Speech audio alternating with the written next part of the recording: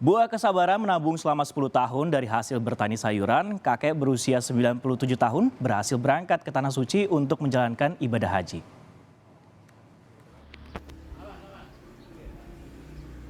Sunjani, warga Susunan Baru Tanjung Karang Barat, Bandar Lampung, rajin menjaga kesehatan dan berjalan kaki saat beraktivitas. Sunjani masih terlihat bugar, padahal ia merupakan calon haji tertua asal Lampung yang akan berangkat ke Tanah Suci dengan anaknya.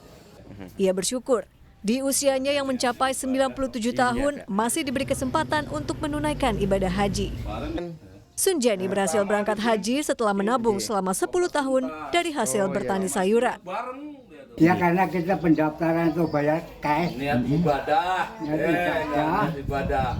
Jadi kita terusin aja. Ya kita dari sini ke sana ke masjid itu berapa meter itu kan sehari nggak cuma 3 kali 4 kali. Iya, kopernya. Mereka sebelumnya mendaftar berangkat haji pada 2014 silam, namun gagal berangkat pada 2020 karena pandemi COVID-19 dan adanya pembatasan usia pada 2022.